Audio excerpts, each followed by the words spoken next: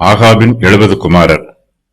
ஆகாபுக்கு சமாரியாவிலே 70 குமாரர் இருந்தபடியினால் யெகூ சமாரியாவில் இருக்கிற இஸ்ரவேலின் பிரபுக்களாகிய மூப்பரிடத்துக்கும் ஆகாபுடைய பிள்ளைகளை வளர்க்கிறவர்களிடத்துக்கும் நிருபங்களை எழுதி அனுப்பினான்.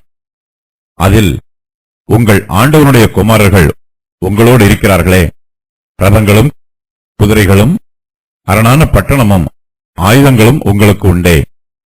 இப்போதும் இந்த நிருபம் உங்களிடத்தில் வரும்போது நீங்கள் உங்கள் ஆண்டவனுடைய குமாரரில் உத்தமமும் செம்மையுமாய் இருக்கிறவனை பார்த்து அவனை அவன் தகப்பனுடைய சிங்காசனத்தின் மேல் வைத்து உங்கள் ஆண்டவனுடைய குடும்பத்துக்காக யுத்தம் பண்ணுங்கள் என்று எழுதியிருந்தது.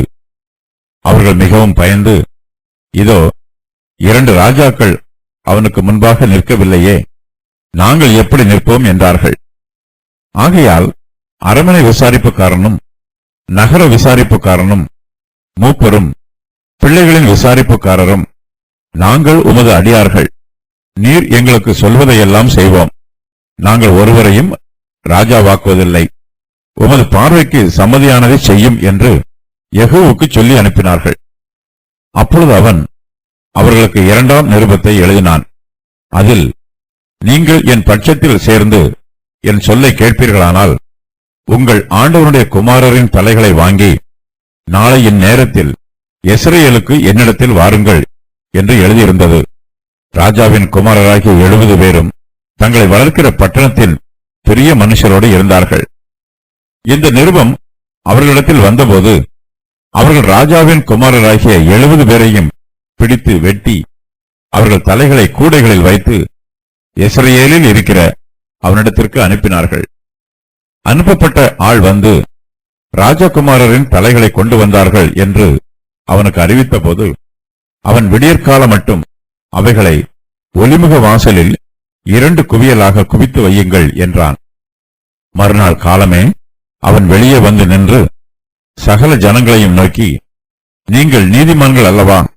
இதோ, நான் என் ஆண்டவனுக்கு விரோதமாக கட்டுப்பாடு பண்ணி அவனை கொன்று போட்டேனே, ஆனாலும் இவர்கள் எல்லாரையும் கொன்றவன் யார்?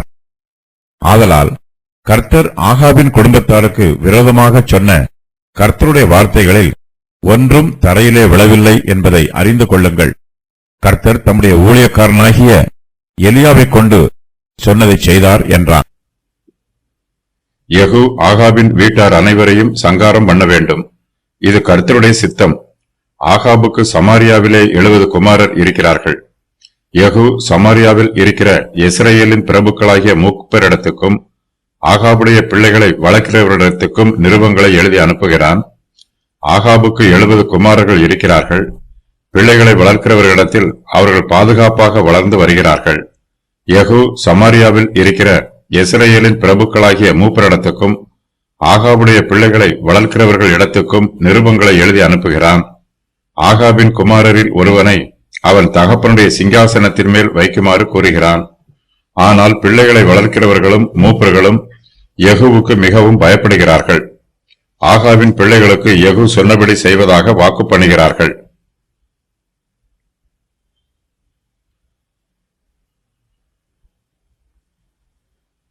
யெகூ அவர்களுக்கு 2ஆம் நிருபத்தை எழுதுகிறான்.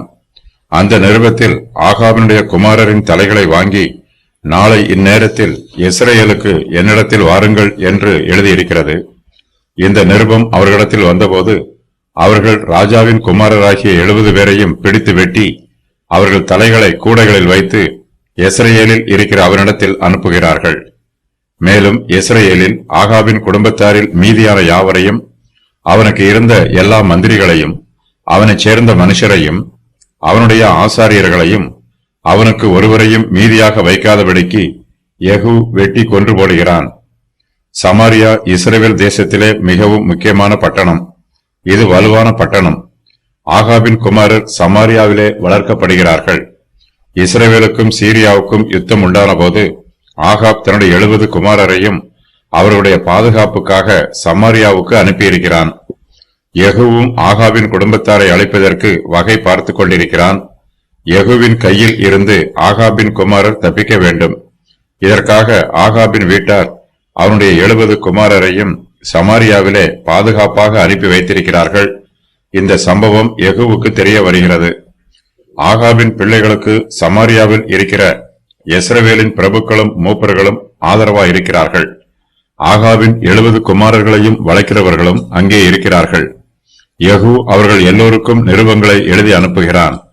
யெகூவின் நிருபத்தில், உங்கள் ஆண்டவருடைய குமாரர்கள் உங்களோடு இருக்கிறார்களே, ரதங்களும் குதிரைகளும் அரணான பட்டணமும் ஆயுதங்களும் உங்களுக்கு உண்டே என்றும், இப்போதும் இந்த நிருபம் உங்களிடத்தில் வரும்போது நீங்கள் உங்கள் ஆண்டவருடைய குமாரரில் உத்தமமும் செம்மையுமாய் இருக்கிறவனை பார்த்து அவனை அவன் தகப்பனுடைய சிங்காசனத்தின் மேல் வைத்து உங்கள் ஆண்டவனுடைய குடும்பத்துக்காக யுத்தம் பண்ணுங்கள் என்றும் எழுதியிருக்கிறது. யெகூ யெஸ்ரயேலிலே யேசபேலை கொன்று போட்ட பின்பு யெஸ்ரயேலின் அரண்மனையில் இருந்த பிரதானிகள் எல்லோரும் தங்கள் பாதுகாப்புக்காக சமாரியாவுக்கு போய்விடுகிறார்கள். அவர்கள் எல்லோரும் அங்கே ஒன்றாய் கூடிச் சேர்ந்து யெகூவுக்கு விரோதமாக என்ன செய்யலாம் என்று கலந்து ஆலோசனை பண்ணுகிறார்கள். யெகூ சமாரியாவில் இருக்கிற யெஸ்ரயேலின் பிரபுக்களுக்கும் மூப்பர்களுக்கும் விரோதமாக உடனே யுத்தம் பண்ண போகவில்லை. யெகூ தன்னுடைய இராணுவத்தை சமாரியாவுக்கு அனுப்பி அவர்களை அழித்து போட வேண்டும் என்று தீர்மானம் பண்ணவில்லை. கர்த்தருடைய கரம் அவருடைய சித்தத்தை நிறைவேற்றுகிறது. யெஸ்ரயேலின் பிரபுக்களும் மூப்பர்களும் சமாரியாவில் இருந்தாலும் அவர்கள் ஆகாபின் 70 குமாரரையும் கொண்டு போடுவதற்கு உதவி செய்கிறார்கள்.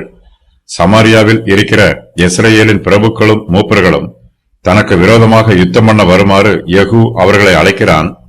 அவர்கள் தனக்கு விரோதமாக யுத்தம் பண்ண வரவேண்டும் என்பது யெகூவின் விருப்பம் அல்ல. பிரபுக்களும் மூப்பர்களும் யெகூவுக்கு பயந்து சமாரியாவுக்கு ஓடிப்போனவர்கள். அவர்கள் யெகூவுக்கு விரோதமாக யுத்தம் பண்ண முடியாத கோழைகள்.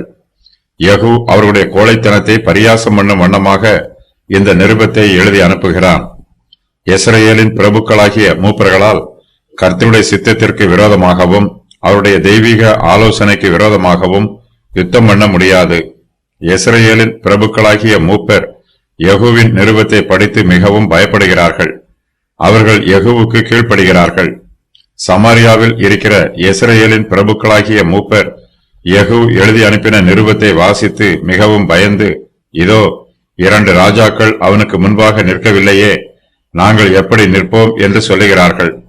யெகூ இஸ்ரவேலின் ராஜாவாகிய யோராமையும் யூதாவின் ராஜாவாகிய அகசியாவையும் கொன்று போட்டான். 2 ராஜாக்களாலும் யெகூவுக்கு முன்பாக எதிர்த்து நின்று யுத்தம் பண்ண முடியவில்லை. இஸ்ரவேலின் பிரபுக்களாகிய மூப்பர் யெகூவுக்கு கீழ்ப்படுகிறார்கள். யெகூவை 2 ராஜாக்களாலும் எதிர்த்து நிற்க முடியாமல் போனபோது தாங்கள் அவனுக்கு எதிர்த்து நிற்பது இயலாத காரியம் என்பதை மூப்பர்கள் புரிந்து கொள்கிறார்கள். சமாரியாவில் இருக்கிற இஸ்ரவேலின் மூப்பர் யெகூவுக்கு செய்தி சொல்லி அனுப்புகிறார்கள். சமாரியாவிலே அரமனை விசாரிப்புக்காரனும் நகர விசாரிப்புக்காரனும் மூப்பரும் பிள்ளைகளின் விசாரிப்புக்காரரும் இருக்கிறார்கள். அவர்கள், நாங்கள் உமது அடியார்கள், நீர் எங்களுக்கு சொல்வதையெல்லாம் செய்வோம், நாங்கள் ஒருவரையும் ராஜாவாக்குவதில்லை, உமது பார்வைக்கு சம்மதியானதை செய்யும் என்று யெகூவுக்கு சொல்லி அனுப்புகிறார்கள். யெகூ சமாரியாவில் இருக்கிற மூப்பர்களுக்கு ஆகாபின் குடும்பத்திற்காக யுத்தம் பண்ணுங்கள் என்று நிருபம் எழுதியிருந்தாலும் அவர்கள் ஆகாபின் குடும்பத்திற்காக யுத்தம் பண்ணக்கூடாது என்பதே யெகூவின் விருப்பம். சமாரியாவின் மூப்பரும் யெகூவின் விருப்பத்திற்கு கீழ்ப்படுகிறார்கள். நீர் எங்களுக்கு சொல்வதையெல்லாம் செய்வோம் என்று அவர்கள் யெகூவுக்கு செய்தி சொல்லி அனுப்புகிறார்கள். அப்பொழுது யெகூ சமாரியாவில் இருக்கிற மூப்பர்களுக்கு 2ஆம் நிருபத்தை எழுதுகிறான். அந்த நிருபத்தில், நீங்கள் என் பட்சத்தில் சேர்ந்து என் சொல்லை கேட்பீர்களானால் உங்கள் ஆண்டவனுடைய குமாரரின் தலைகளை வாங்கி நாளை இந்நேரத்தில் யெஸ்ரயேலுக்கு என்னிடத்தில் வாருங்கள் என்று எழுதியிருக்கிறது. ஆகாப் ராஜாவின் குமாரராகிய 70 பேரும் தங்களை வளர்க்கிற பட்டணத்தின் பெரிய மனுஷரோடு இருக்கிறார்கள். இந்த மூப்பர்கள் ஆகாபின் குமாரருக்கு பாதுகாப்பாய் இருக்க வேண்டியவர்கள். இவர்கள் ஆகாபின் குமாரரை ஆதரித்து வளர்க்க வேண்டும். ஆனால் சமாரியாவில் உள்ள மூப்பர்களோ ஆகாபின் குமாரருக்கு துரோகம் பண்ணுகிறார்கள். தாங்கள் பாதுகாக்க வேண்டிய பிள்ளைகளை கொன்று போடுகிறார்கள். யெகூவின் நிருபம் சமாரியாவில் உள்ள மூப்பரிடத்தில் வருகிறது. அப்பொழுது அவர்கள் ராஜாவின் குமாரராகிய 70 பேரையும் பிடித்து வெட்டி போடுகிறார்கள். அவர்களுடைய தலைகளை கூடைகளில் வைத்து யெஸ்ரயேலில் இருக்கிற யெகூவினிடத்திற்கு அனுப்புகிறார்கள். யெஸ்ரயேலில் இருக்கிற மூப்பர்கள் ஆகாபுக்கு நெருக்கமானவர்கள் நாபோத்தை கொன்று போட வேண்டும் என்று ஏசபேல் சொன்னபோது யெஸ்ரயேலின் மூப்பர்கள் நாபோத்தையும் அவனுடைய குடும்பத்தாரையும் கொன்று போட்டார்கள். அவன் பட்டணத்தில் குடியிருக்கிற மூப்பரும் பெரியோருமாகிய அவன் பட்டணத்து மனுஷர் ஏசபேல் தங்களுக்கு அனுப்பின நிருபங்களில் எழுதி கட்டளையிட்டபடியே செய்தார்கள். 1 ராஜாக்கள் 21:11. ஏசபேலும் இஸ்ரவேலில் உள்ள மூப்பர்களை குறித்து பெருமைப்பட்டாள். அவர்கள் தன்னுடைய கட்டளைக்கு கீழ்ப்படிந்து நாபோத்தை கொன்று போட்டதை குறித்து ஏசபேல் சந்தோஷப்பட்டாள். இஸ்ரவேலின் மூப்பர் ஆகாபின் அதிகாரத்திற்கும் ஏசபேலின் அதிகாரத்திற்கும் கீழ்ப்படிந்து நடந்தவர்கள். அவர்கள் நாபோத்திற்கு துரோகம் பண்ணினவர்கள். இஸ்ரவேலின் மூப்பரிடத்தில் காணப்பட்ட துரோக குணம் இன்னும் அவர்களிடத்தில் இருக்கிறது. அவர்கள் முன்பு நாபோத்திற்கு துரோகம் பண்ணினார்கள். இப்போதோ அவர்கள் ஆகாபின் குடும்பத்தாருக்கு துரோகம் பண்ணுகிறார்கள். இஸ்ரவேலின் மூப்பர்கள் யெகூவின் வார்த்தைக்கு கீழ்ப்படிந்து ஆகாபின் குமாரர் 70 பேரையும் பிடித்து வெட்டி போடுகிறார்கள். செத்துப்போன பிள்ளைகளின் தலைகள் கூடைகளில் வைக்கப்பட்டு இஸ்ரவேலுக்கு அனுப்பப்படுகிறது. சமாரியாவின் மூப்பரிடத்திற்கு அனுப்பப்பட்ட ஆள் வந்து ராஜகுமாரரின் தலைகளை கொண்டு வந்தார்கள் என்று யெகூவுக்கு அறிவிக்கிறார்கள். அப்பொழுது யெகூ விடியற்காலம் மட்டும் அவைகளை ஒலிமுக வாசலில் 2 குவியலாக குவித்து வையுங்கள் என்று சொல்லுகிறான். தோற்றுப்போனவர்களின் தலைகளை வெட்டுவது அக்காலத்து வழக்கம். தாவீது கோலியாத்தின் தலையை வெட்டி அதை சவுலிடத்தில் கொண்டு வந்தான். பெலிஸ்தர் சவுலின் தலையை வெட்டினார்கள். ஆகாபின் 70 குமாரரையும் யெகூ கொன்று போட்டான். ஆனாலும் இந்த விஷயத்தில் கர்த்தருடைய கரம் இருப்பதாக அவன் இஸ்ரவேல் ஜனத்தாருக்கு சொல்லுகிறான். யெகூ இஸ்ரவேலின் சகல ஜனங்களையும் நோக்கி, கர்த்தர் ஆகாபின் குடும்பத்தாருக்கு விரோதமாக சொன்ன கர்த்தருடைய வார்த்தைகளில் ஒன்றும் தரையிலே விழவில்லை என்பதை அறிந்து கொள்ளுங்கள். கர்த்தர் தம்முடைய ஊழியக்காரனாகிய எலியாவை கொண்டு சொன்னதை செய்தார் என்று சொல்லுகிறான். யெகூ இஸ்ரவேலின் சகல ஜனங்களையும் நோக்கி தான் ஆகாபின் வீட்டாரில் யோராம் என்னும் ஒருவனை மாத்திரம் கொன்று போட்டதாக சொல்லுகிறான். சமாரியாவில் உள்ளவர்களோ ஆகாபின் குமாரர் 70 பேரை கொன்று போட்டதாக இந்த குற்றத்தை அவர்கள் மீது சுமத்துகிறான். ஆகாபின் குமாரர்களுடைய தலைகள் இஸ்ரவேலின் ஒலிமுக வாசலில் 2 குவியலாக குவித்து வைக்கப்பட்டிருக்கிறது. மறுநாள் காலமே யெகூ வெளியே வந்து அங்கே நின்று சகல ஜனங்களையும் நோக்கி, நீங்கள் நீதிமான்கள் அல்லவா? இதோ நான் என் ஆண்டவனுக்கு விரோதமாக கட்டுப்பாடு பண்ணி அவனை கொன்று போட்டேனே. ஆனாலும் இவர்கள் எல்லோரையும் கொன்றவன் யார் என்று கேட்கிறான். ஆகாவின் 70 குமாரர் செத்து போனதற்கும் தனக்கும் எந்தவிதமான சம்பந்தமும் இல்லாதது போல யெகூ பேசுகிறான். ஆகையினால் சமாரியாவின் ஜனங்களும் ஆகாபின் வீட்டாருக்கு சிநேகிதராய் இருக்கிறவர்களும் தன்னை பகைக்க கூடாது என்று யெகூ சொல்லுகிறான். சமாரியாவின் மூப்பர்களே ஆகாபின் குமாரரை கொன்று போட்டார்கள்.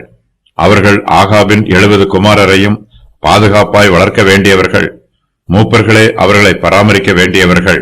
ஆகாபின் குமாரருக்கு பாதுகாப்பு கொடுக்க வேண்டிய சமாரியாவின் மூப்பர்களே அவர்களை கொன்று போட்டார்கள் என்றும் அவர்கள் செத்துப்போனதற்கு தான் காரணமல்ல என்றும் யெகூ இஸ்ரவேலின் சகல ஜனங்களையும் நோக்கிச் சொல்லுகிறான். ஆகாபின் குமாரர் 70 பேர் செத்துப்போனதற்கு தான் காரணம் அல்ல என்று யெகூ சொன்னாலும் அவர்கள் கர்த்தருடைய சித்தத்தின் பிரகாரமாகவே செத்துப்போனார்கள் என்றும் யெகூ சொல்லுகிறான். கர்த்தர் தம்முடைய ஊழியக்காரனாகிய எலியாவை கொண்டு சொன்னதை செய்தார் என்று யெகூ இஸ்ரவேலின் சகல ஜனங்களுக்கும் கர்த்தருடைய சித்தத்தை தெளிவுபடுத்துகிறான். சகலமும் தேவனுடைய நீதியான நியாய தீர்ப்பினால் நடைபெற்றிருக்கிறது என்பதை யெகூ இஸ்ரவேல் ஜனத்தாருக்கு விளக்கமாக சொல்லுகிறான்.